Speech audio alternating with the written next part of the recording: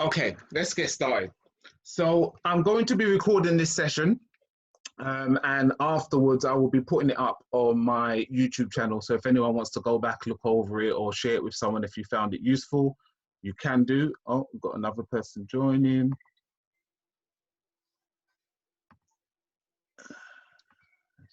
And this person.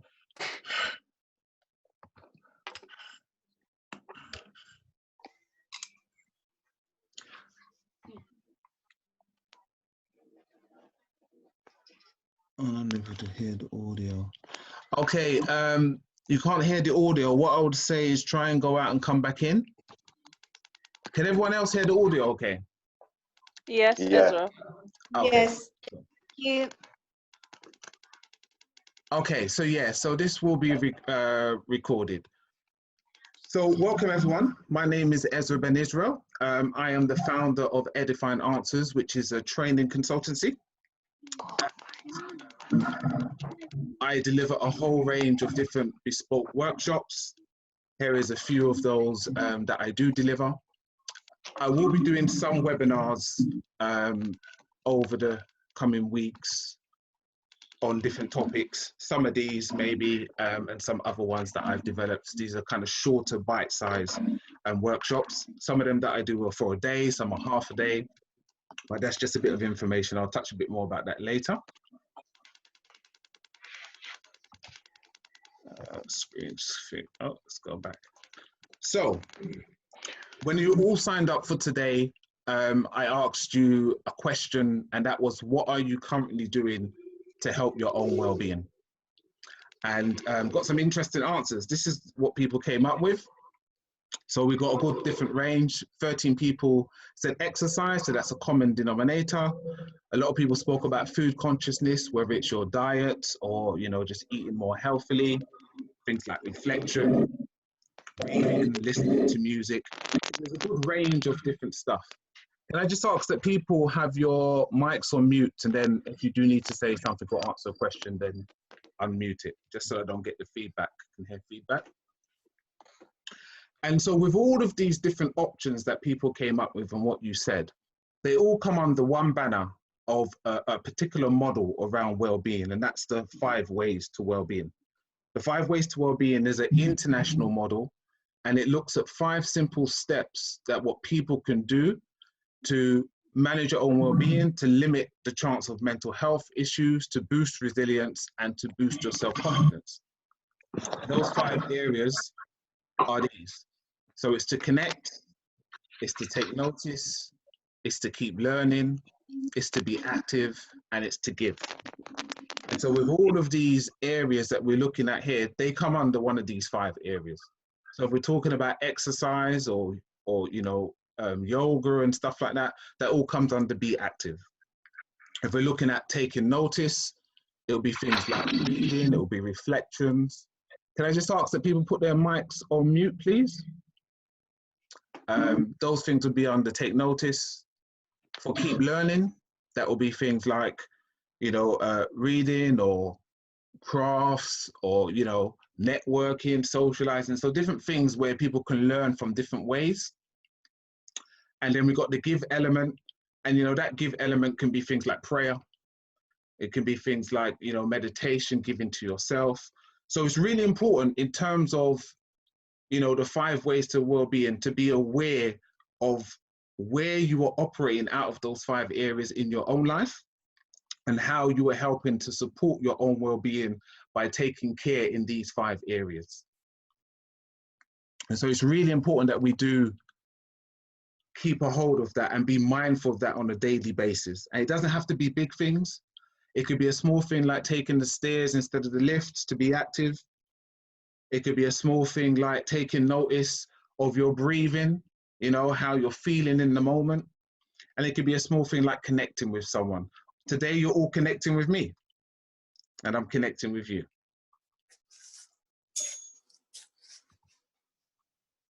So, we're going to be looking at today is the 10 wonders for well-being. And it's important that we understand that there isn't one giant step. There isn't one giant step to being well-being. It takes a lot of small steps. And as the saying says, little by little, a little makes a lot. And I think another important point for us to remember is that it is health that is real wealth. You know, gold and silver, it's good if we have it, but real health, sorry, jumped. Real health is your wealth. And that's one of the most important things. You know, you can have a little bit of money and great health and be happy. You can have all the money in the world and have poor health and not be happy. So it's really important that we are taking care of our bodies.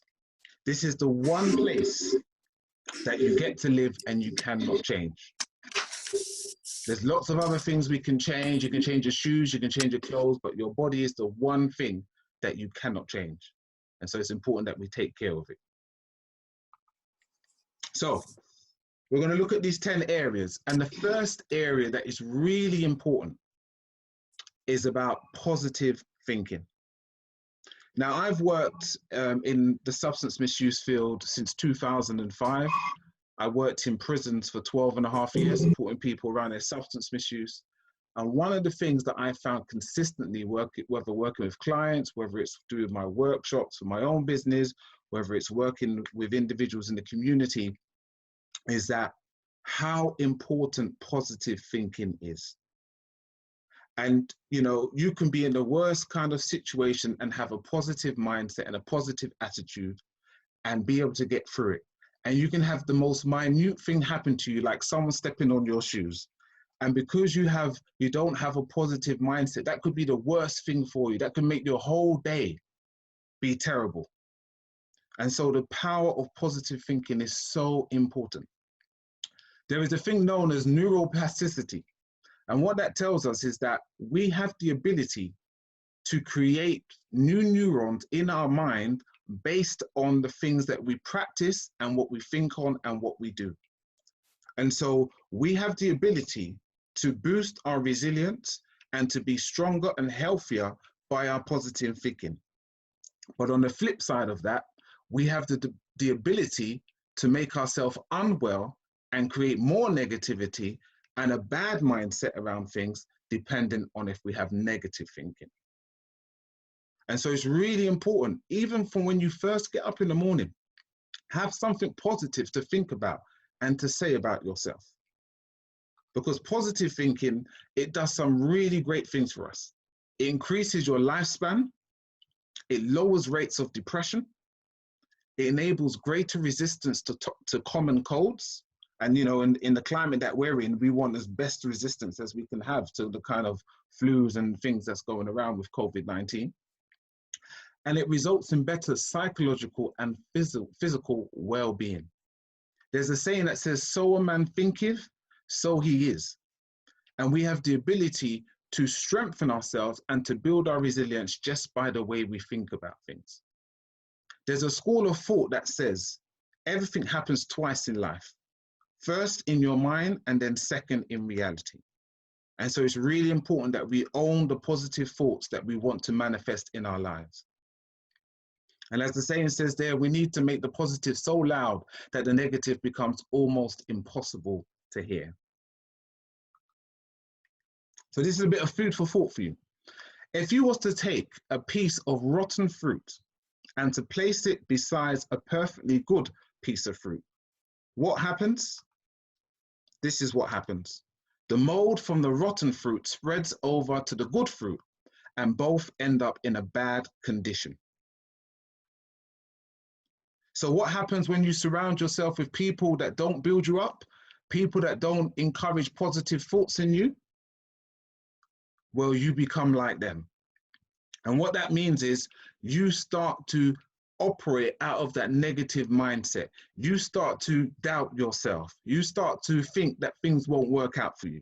And that's why it's really important about the company you keep, because you want people that's going to promote good feelings and health and positivity in you. You know, you don't want those people that can find a problem to every solution. No matter what you talk about, they find something wrong or something that ain't going to go right about it. Those are the kind of people you want to stay far away from. Number 2 is that we have to challenge the inner critic.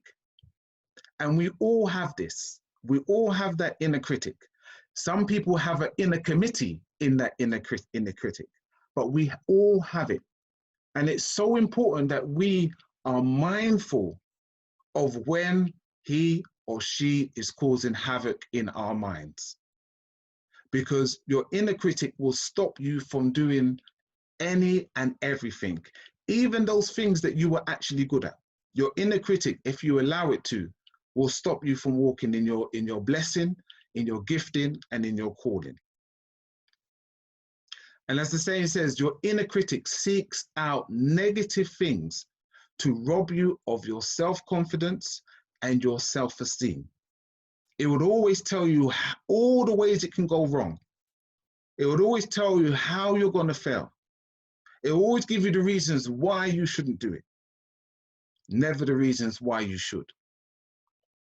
And one of the things that I often say to people is that the hardest prison to escape from, and just remember, I've worked in a prison for 12.5 years, the hardest prison to escape from is the one in your mind. Because that is the one that will keep you chained. That is the one that will keep you bound. That was the one that will stop you from trying. That is the one that will make you look down upon yourself. That is the one that will always zap you of all your joy, hope, and strength.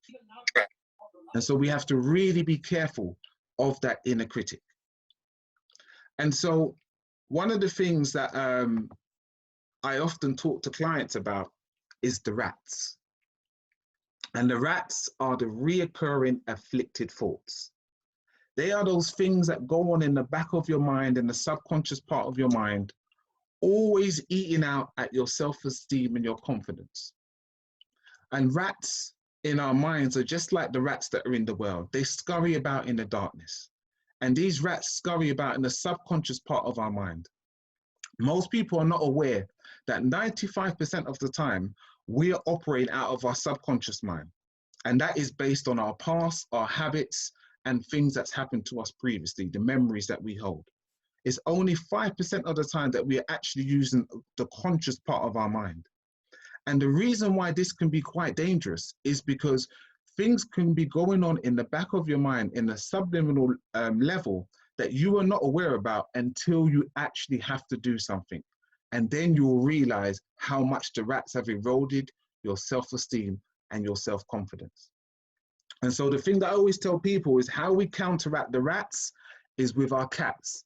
And that's our counteractive, affirmative thoughts. So when we have those thoughts saying you can't do it, you're never going to do it, it's not possible, you need to have those affirmations that you have within yourself to tell you you are capable, you are possible, and you can do it. There is so many people, hundreds of people that I've worked with over the years where the rats have just destroyed their lives. And as I've spoken to them and used tools to help them to manage this, they have started to take back ownership of their future, their dreams, and their destiny. Beware of the rats, people. Number 3 is remove the masks. Remove the masks. And as the picture shows there is so many people who will put on a smile and pretend that everything is fine. And inside they are suffering. They are alone, they are isolated, and they need help and support. And so whenever we are operating out of these masks, as the saying says, secrets keep us sick. People who operate and wear these masks every day, they carry a heavy burden because they're doing it alone. And a problem spoke about and shared is a problem halved. And so why do people wear these masks? Why will people choose to go through and suffer in silence? And there's different reasons. It's social acceptance. It's to be liked. It's to hide excitement or happiness, or so that they don't show their vulnerability. It's to conceal anger and fear, and it's to veil sadness, pain, and depression. And we know when we talk about depression and mental health issues, we know that 1 in every 4 suffers with mental health, but people feel the stigma around that and that they have to pretend that everything's fine. And so many people wear the mask. It's not just adolescents and teenagers, adults and people, you know, in their full grown age are still wearing masks. still afraid to show who they are. And there's a saying that I always say to people is, every single one of us was born original. Don't die a copy. Don't die something else that you manufactured to keep other people happy. Be you and be real being you. And if someone doesn't like that, that's not meant to be the right person in your life. And so our lives only improve when we are willing to take chances. And the first and most difficult risk that we can take is to be honest with ourselves. And that's where removing the mask needs to take place. We have to be honest with ourselves. And so this is an example of how when people wear masks, how they look. They look in the mirror and to them, everything is fine because they're hiding themselves from the pain and all that's really going on. And so they fool themselves into thinking everything is fine. And fine being the key word. Have you ever noticed you might do it yourself, or when you've been talking to someone else and they've got something going on in their life and you ask them how they're doing and they say they're fine. Fine is always an indicator that something is wrong. If you found out you know you're going to be having a child and you don't say to someone, yeah, I'm fine. If you won the lottery, you don't say I'm fine. If you got a job promotion, you don't say I'm fine. If you're getting married, you don't say I'm fine. But when you're going through and you don't want to tell people, how you doing? Yeah, I'm fine. And what fine actually stands for is this. Fearful, and that's the PG version, you know what it really means. Insecure, needy, and emotional. And that's what's really going on when someone says they're fine. And that's what people who wear masks often say. And because, you know, they're not being real with themselves and they're hiding and concealing a lot of things, you'll often find that they'll be quite shallow. They have no depth to them. They can't really talk about stuff because they're hiding themselves from themselves. So they don't want to share and open up because they might reveal something that they're trying to conceal. Number 4 is that we have to build a solid support network. No man is an island. No one can do it by themselves. And so it's really important that you have a healthy support network. The more people that you have, the more different types of support that you have, the better it is for you. And so there's all different types of areas of support that we can have. There's academic support, there's emotional support, moral support, practical support, peer support, financial support, mentoring support, substance misuse support, mental health support, fun and social support, having those networks that you can connect with, you know, and spiritual support as well. It's about having a balance. It's about being aware of what are the different areas that your support networks tap into. And if there's any in that list there that you don't have support in, start to think about where you can get that from. And, you know, the acronym for team, it says together, everyone achieves more. And so the more support networks you have is the more that you will be able to achieve. It's the more that I will be able to achieve. Number 5 is to identify your strengths and your talents. There's so many people that could easily tell you the 5, the 6, the 7 things that are wrong with them, the areas that they need to grow and develop, the things that they loathe about themselves. But when you start to ask people to talk about their strengths and their talents, people find it a lot harder to do. And so this model here looks at the 6 tiers of strengths and talents that you may have. The first one is social, and you can see there's a whole list there, but one of the ones I like to pick out is being sensitive to other people's needs. That's such an important element and a social strength. Because if you want to make friends, you have to first show yourself friendly. And if you can be sensitive to other people's needs, that's a great asset. Then we have thinking. And you know, if you're good at problem solving, you will be an asset in your business, in your workplace, with your friends, in your relationship, because people will go to you because they can find out things and get answers to problems and solutions that they need to help them to move forward. Then we have health and performance. And, you know, to have that good endurance. And endurance, I don't just mean in terms of fitness and going to the gym, but I'm talking about just endurance in being able to press on when you're going through a difficult situation, being able to continue on the journey when you feel fatigued, to be able to, you know, fight through when you're struggling with a situation and circumstance. That's what good endurance is about. And then we have the emotional, and that's being able to express your feelings. And I'm going to touch on that. That's got its own area, so I won't go too much in that, but emotions is such an important part of us. And then we've got the motivational side of it. And one of the things that I think around motivation is being willing to take risks, calculated risks. I'm not talking about being, you know, just careless and just doing any old thing, but being willing to take risks. Risks is the price of opportunity. If you want to take hold of an opportunity and try and do something different, you have to take a risk. And then we have finally is the life view. And one of the things that I think is so important is honesty. When you have someone, a friend, a partner, a manager, whoever it may be, and they are honest, that's one of the greatest assets that you could ever have, because you know you can find out their views and their opinions on things. You can ask them how they feel you're progressing in things. You can ask them things and they'll give you their honest opinion, the unadulterated truth.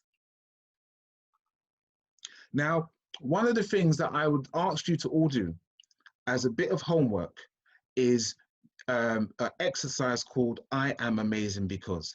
And I want you to just write down a list of all the different things that you think about yourself is amazing. So this was one that I did for myself, but you can write all the different things that you think about yourself that are amazing.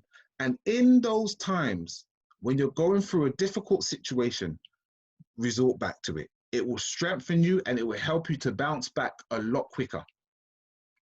So that's a piece of homework for you. Number 6 is fuel your body correctly. One of the things that people don't realize is how important food and your diet is to your overall well-being.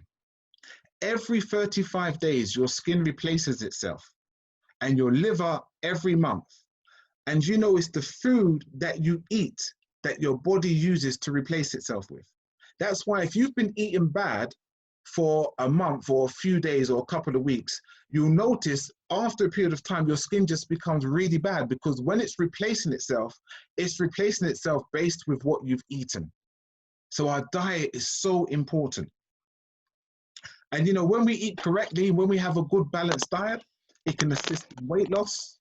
It reduces the risk of chronic conditions. It lowers blood pressure and cholesterol.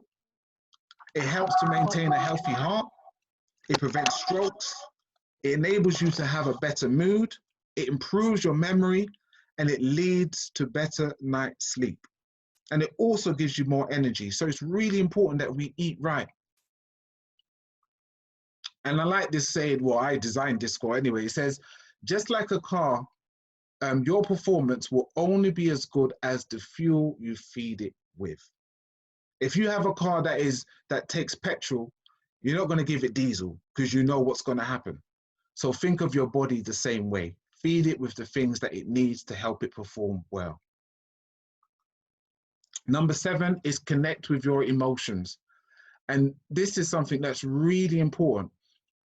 There is so many people who are what I would say are emotionally obese. They are so disconnected from their emotions that they often react rather than respond to things based on things that's happened previously, because they have repressed emotions that they haven't addressed and dealt with.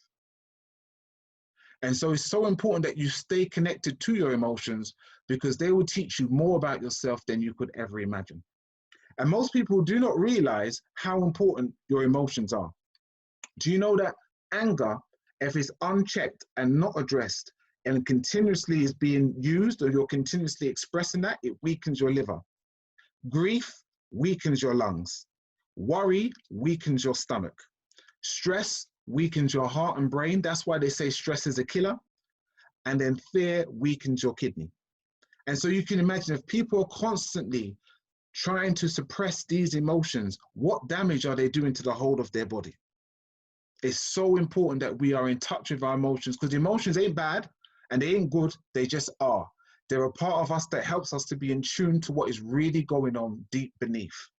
And so it's important that we listen to it. And you know, there is so many different emotions that often people are not aware about. And so it's really important that we are in tune to all the different types of emotions that we can be going through and start to be able to identify them. And so this emotional equations is a really good tool. And I'll just go over a couple of them quickly. So despair is what is suffering minus meaning. So when people in despair, it's because they're going through a lot of pain, but it has no meaning behind it. So for example, for a woman who's given birth to a child, is going through immense suffering.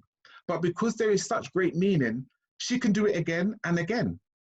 And because there's the meaning behind it, it doesn't deter her from going back and having another child. Disappointment is expectation minus reality. Expectations minus reality. We only get disappointed when we put expectations on something and we don't put reality behind it. We don't think that things may go wrong. We always expect every day to go right. And that's why we get disappointed when we have a bad day. But a bad day is not a terrible day. It's just a day that didn't go as well as the day before.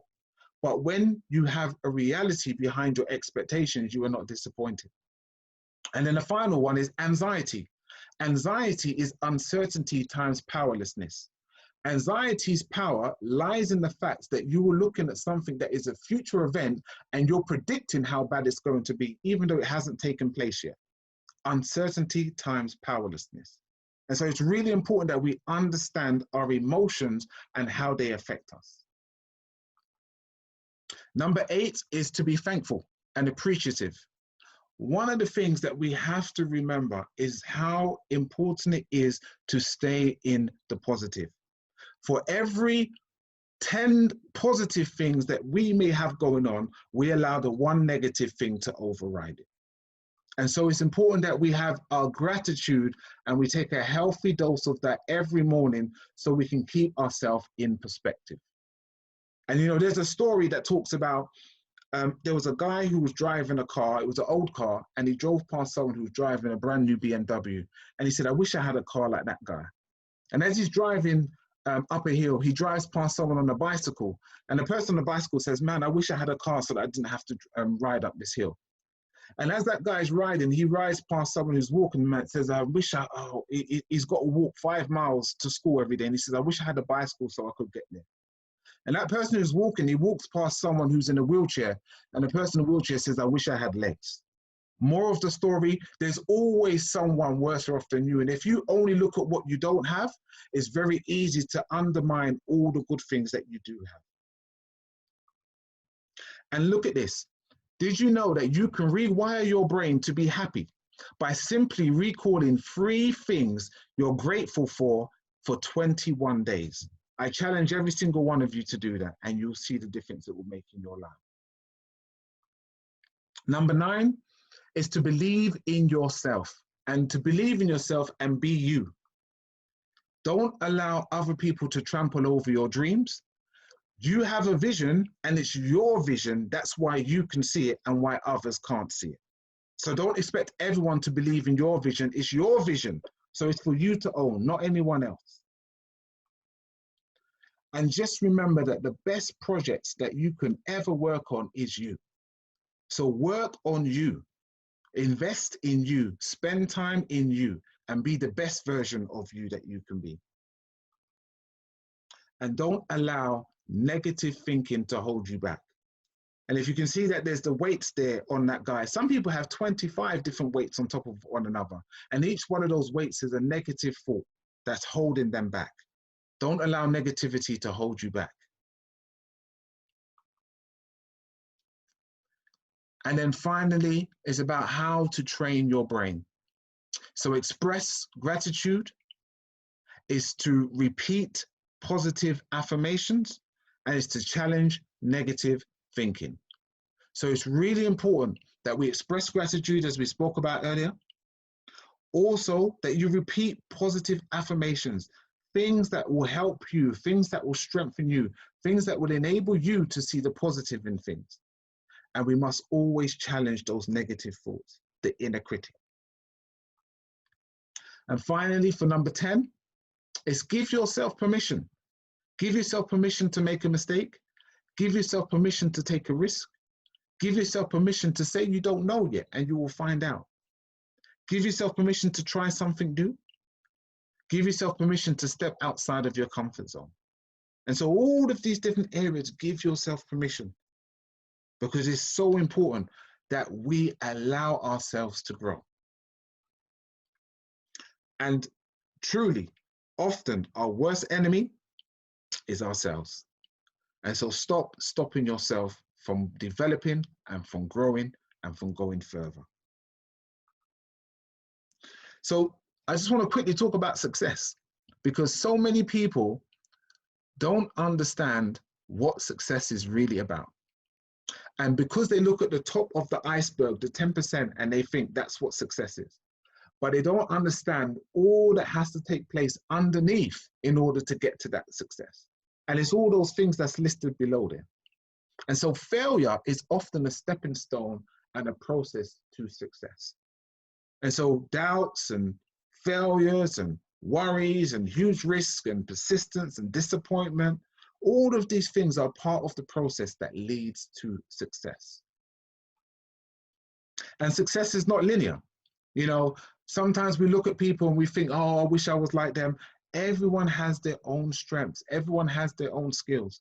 And in your destiny and in your progress to success, don't think it's going to be a straight line, because what it really is often a whole load of mess. And at the end, you reach your goal. So be kind to yourself, and always remember, don't compare yourself or your chapter 1 to someone else's chapter 20, because I guarantee you that they at one point was at chapter 1 looking at someone else in their chapter 20 thinking I could never get there. And just remember, every champion was once a contender that refused to give up. So don't give up. I just want to touch briefly now on some bits about my YouTube channel. So like I said, I'm going to be posting this presentation on there, but I also have a whole load of different motivational videos and bite-sized videos that you can go on and listen to and at your leisure. It's Ezra, AKA Voice of Reason. So I encourage you to go on, subscribe as well, and so you'll get new videos as they are uploaded. And for this bit here, what I wanted to just highlight and let you know is about my social media platform. So I'm on Instagram, I'm on Facebook, and I'm also on Twitter. I post various different bits of information, motivational quotes that I design, and various bits of information. I would like to ask that, can you take a snapshot or a screenshot of this page? And what I would ask you to do is, if you have found this useful in any way, that you would post it on your social media and just put one thing that you found useful about today's presentation and tag me in it so that I can see it. Any tags that I do get, as a thank you, I will send you one of my free mind mapping tools. So please do that and I will thank you in return. And that is it from me. So thank you for lending me your ears and your hearts. Is there any questions?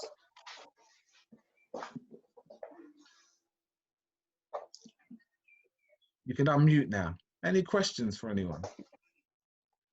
I had a question, Ezra. Yep. Thank you so much. That was so much information and really great. I just had one question. When you were talking about the beware of the rats. Yes. You said use the cats, but what did the cats stand for? Counter affirmative thoughts. So what those cats are those things that you would say. So for example, anyone give me an example. What's one thing that you may say to yourself, or thought that you may be having when you're feeling down or something goes wrong? What might you be saying to yourself? I'm not good enough. Right, I'm not good enough, yeah? So you say, I'm not good enough, and that's your inner critic going on, and we think in this way. Well, actually, your counter affirmative thought would say, you're a good person for trying, and you're going to get better at this. So it's about how you counteract that negative thought with something positive. Or the fact that I didn't do well is because I'm growing in this area. I see. So it's always, there's always, we can look at it from a positive standpoint or from a negative standpoint. So if someone doesn't do as well in something, they can either say, I failed, or I'm learning through this process. You can have a terrible day, or you could have a challenging day. Do you see what I mean? So it's very much about how we say things to ourselves, because that creates an energy within ourselves. And so it's very much about how we think, as CBT tells us, cognitive behavioral therapy. What we think about creates the way we feel, and how we feel determines how we behave, and how we behave reinforces how we initially thought. So I'll give you an example. If there was someone who was going for a job interview, okay, and whether it's a guy or woman, it's irrelevant, and that person's running late, and they see the bus that they need to get to, so they're running for the bus. They fall down and say to themselves, oh my God, I'm so useless. What's the point of even going for this interview? And they go home. The second person, same exact scenario, when they fall down, they get up and say, oh, sometimes I'm really clumsy. Runs, catches the bus, goes for the interview, gets the job. What was the difference? What was the difference between the two people? The mindset. That was the only difference. And that mindset determined the emotion, and that emotion determined the behavior. So it's really important that we feed ourselves in the right way with the right thoughts, so we have the right emotions, and we can deal with things in the right way in terms of our behaviors. Does that make sense? Total sense. Yeah, that's brilliant. Anyone else? Any questions? No, I like what you said about being anxious about this. Why be anxious about stuff and call all this stress and worry onto yourself, and there's nothing that you may not be able to do, or what you're thinking may happen may not happen at all. You know what I'm saying? Absolutely, absolutely. And I think it's interesting, because if we think about mindfulness, mindfulness is about being present in the moment.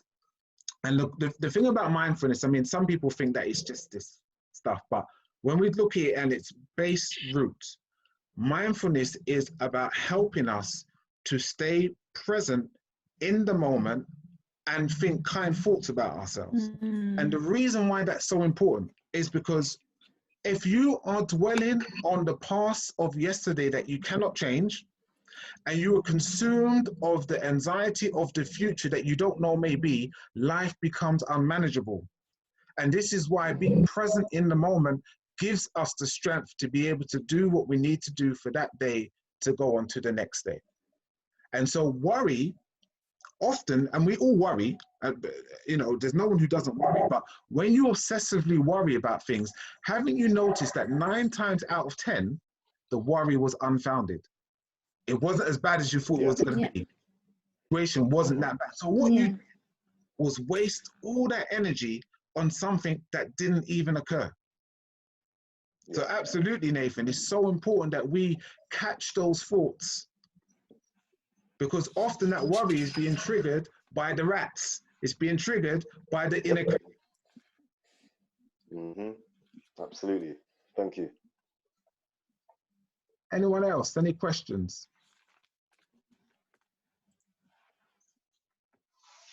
No? How did you find it, people in general? How did you find the workshop? Did you get something useful from it? Hi, Maya here. I just wanted to say thanks. I found it really useful, and you know, every slide was so different to the other ones. And I think, yeah, for me, I definitely take it away. I don't think you can be reminded too many times about each of the points that you raised. And I think for me, one of the most important things is to be kind. Like, we should try to be kind to ourselves, and also recognize that no day is the same. So you know, and it doesn't mean that you're not making progress in terms of changing your mindsets. Absolutely. Absolutely. And I think you know, often we treat ourselves like it's an exam. You either pass or fail. You know, that's not the way it is. It's a progress. It's, you know, some days you do better than others. All I would say is your goal is at the end of each day, just reflect on how it went. And if you realize there was something that actually I could have done that better, just try and do it better the next day. That's all it is. You know, it's not pass or fail. It's not that you have to try and be perfect. One of the worst things we can do is try and be perfect, because it's unachievable. Transformation is possible. Perfection is unachievable. Yeah, because there would always be a thought, a feeling, a word, an action that we do that we could have done better. So it's about us having an understanding of what we want to achieve and trying to do our best to achieve that. And if you fall along the way, it's okay. Get up. Don't give up. I also liked what you said, Ezra, about people. Like everyone's unique and everyone's different, right? Everyone's got their own gifts and talents and strengths. So find out what your strengths are and work to improve them. Absolutely. Absolutely. And I think, you know, I mean, I'll be honest with you, like when I worked in the prisons, I was working with people in their lowest point, but I worked with some of the greatest minds, some of the most talented people in the prisons. So clients that I was actually working with, they always astonished me at their resilience, at their fortitude, at their mindsets, because they had been through so much and still survived. Some of them were still willing to give it another go. And I think, you know, it's so important that we are able to, and for all of you, please do make sure you write your list of I am amazing because. Yeah, I like that. The list I showed you was only a fraction of my list. Like, write your list and you will always add to that, because it's important that you remind yourself about what you're good at. I guarantee you, wherever you go, there will be someone that will be able to tell you something bad about yourself. Write your list. That's your encouragement to you. You have to encourage yourself. You have to remind yourself, because as soon as you walk out your door, there's going to be so much negative things that wants to detract and stop you from being the best that you can be. Write your list and own it. That's yours, and that's your responsibility to do. Ezra, hi. Hi. I find it was great and it was very accessible.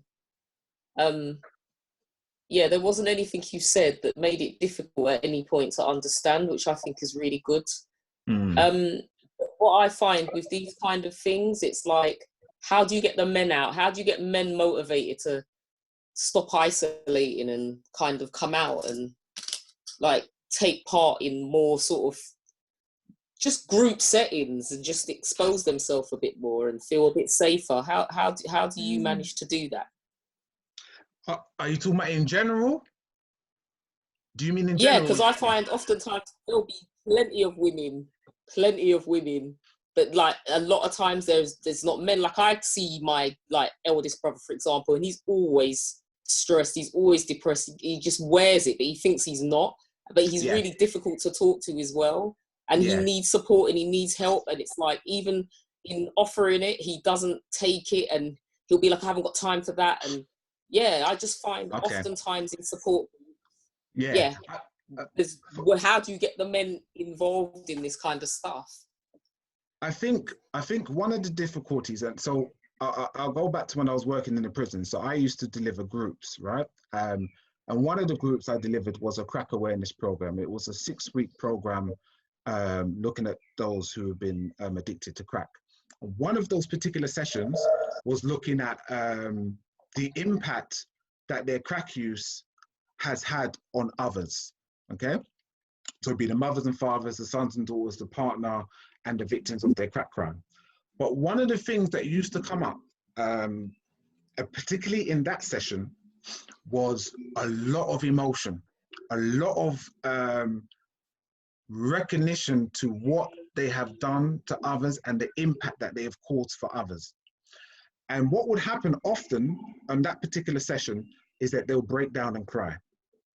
And it was always amazing for me because they had formed such a group and a bond there that other men would then be saying to him, look, don't worry, it's okay, man, we can get through this. And what would happen is the affliction of what's going on, being oppressed and being in a prison, when they found an environment and a space where they could be themselves, they flourished. As soon as they got out of the room and back onto the wings, the mask came back on. And the point I want to make is it's the masks. It's the masks that they're wearing. Now let's go back a bit. And I always used to say to them as well, I used to ask them this question. I said, how many of you think crying is a form of weakness? Because it's all men in the wing. And they'll go, no, it's not. You know, men are meant to cry. Da, da, da, da. And I said, well, how much of you actually do it? Then I would ask them, when you were growing up, did your father or your brothers say to you, if you cried, stop being a girl? Everyone will put up their hand. And then I would say to them, it's interesting, isn't it? Because society and people tell us as men or boys when we're growing up, don't cry, don't show your emotion. And then when they're 25, 26, 27 and have reinforced that they shouldn't be doing those things, then they're told, show your feelings, show your emotions, it's okay to cry. And I think that's the dilemma that a lot of men face. Because what's happened is they've been brought up in a certain way, and that way was a lie.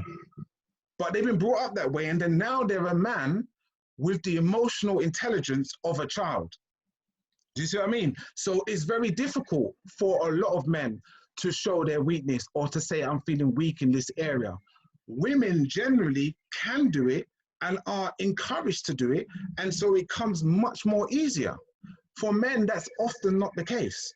I mean, for all the men in the room who are on this thing, how often when you was growing up could you say, I just feel really emotional, and another guy would hug you? It don't happen. And so there is a lot that goes on for men where they suffer in silence, where they don't even tell their friends about it, they don't tell anyone about it, and they suffer in silence. And that's what has a massive impact on their mental health. So you're absolutely right, it's a massive issue. And I think what happens is, I mean, I mentor youth as well, I do various different things. And I find that when they do find someone that they can be themselves with, it's liberating for them. It's so liberating for them. The difficulty is that often they don't find that individual. So yeah, it is about speaking up about it more. It is about more men seeing a role model talking about these things and saying it's important to do these things. And that's where a lot of my work comes in. That's where a lot of my workshops come in, and where I do training to help people to understand these areas, because it is a massive issue. It absolutely is. I totally agree with you. Thanks. Anyone else? Any thoughts, feelings, or questions?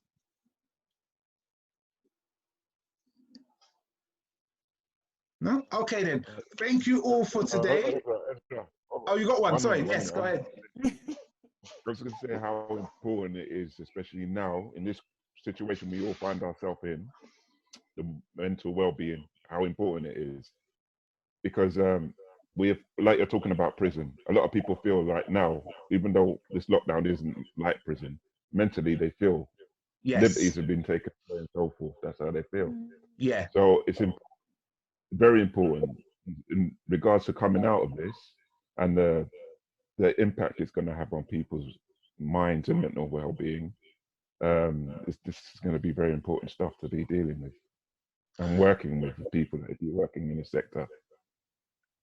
Absolutely, absolutely. And I think you know, something that I always say, so within my work, because I also work for a charity as well, I oversee staff well-being for over 120 staff and about 7 different teams.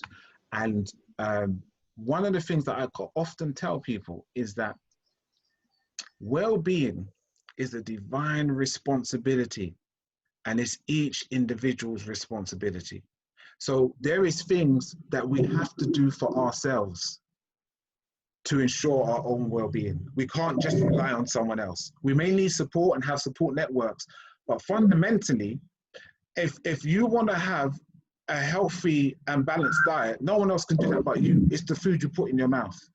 If you want to be able to ensure that you're connecting with people, as it says, if you want to have friends, show yourself friendly, you've got to reach out. And so I think in terms of in these times, while people are forced to actually take a more active role in their own well-being, it's so important that those 5 ways to well-being that I spoke about at the beginning, that people start to look at how we can do that. So for example, I love going to the gym is closed, but you can do things at home. So like I always say to people, if in terms of being active is not just about going to the gym. You can do the gardening and be active. You can do the housework and be active. You can put on a music CD and be active. So there's different ways that you can get your being active and your well-being in that way. In terms of connecting with people, it's, talking to people, calling people. Right now, we are all connected. So in terms of this workshop, there is something that you're also learning, which is keep learning, another part of the 5 ways. So it's about what are we doing to help our own well-being during this time. If someone is just staying at home, not doing anything, it's going to be terrible. It would be terrible for me if I was doing that. And so I think you're absolutely right. But I always say that there is a certain amount of responsibility that each individual must take. And if we're not looking after ourselves, then it's not going to go well for us. But I think absolutely there's going to be a massive impact that's going to be seen that's come out of this, because this has hit people on so many levels. It's an onion. There's so many layers to how this has impacted on people. I mean, I know someone, a friend of a friend, who someone died in their family during COVID-19. When they went to the funeral, he wasn't affected, his son wasn't affected, but everyone else who went to the funeral, 9 of them died, 16 of them are in hospital. Now that person feels that it must have been him, because nothing affected him, so he must be a carrier and didn't know. What kind of guilt and pain is that person carrying now? So there's so many different levels as to how this thing has impacted on people. There's people who've lost their jobs and now not even knowing how they're going to pay the bills. So, you're absolutely right. I think the impact of this and the long-term impact of this is going to be substantial. But I think for all of us, we have to look at how we can take care of ourselves on a day-to-day basis. And going back to what I was saying earlier, if you're worrying about every possibility of what might happen, you will not be able to handle what's going on today. And so it's important for us to be present and in the moment and look at what can we do to help ourselves for today. Yeah, 100% agree. Thank you anyhow. Okay. Very yes. Yeah. Thank you all for your time. Thank you, Ezra. It was really good. Good. I will be running some more workshops, but I will keep you updated. Would all you like to know for me to email you when I'm doing another one, so you're aware? Yes, please. Yes, please. Yes, please, Ezra. And did everyone take a screenshot of that page? Yeah. Yeah. All right then. Yes. Good. So please do. Thank you. Very helpful. Thanks for your help in the community and wider. Say that again, sorry? What was that, Joe? Thanks for your help in the community. Thanks for your help in the community and wider. Oh, yes. All right then. Yeah, because it's like waves, isn't it? It's like throwing a stone in the pond. Absolutely. And it reverberates and it goes out there. That's so right. We're all sending energy being a part of this, I think. So That's yeah, right. thank you. And thanks everyone. And do thank share you, everybody. Thanks, everyone. It will be on my YouTube channel, so you can forward it to others who wasn't able to come onto this webinar. Good idea. Well, be well, everybody. Take care. Take care. You too. Take care. Well. Bye for now. See you later. Bye. Bye. Bye.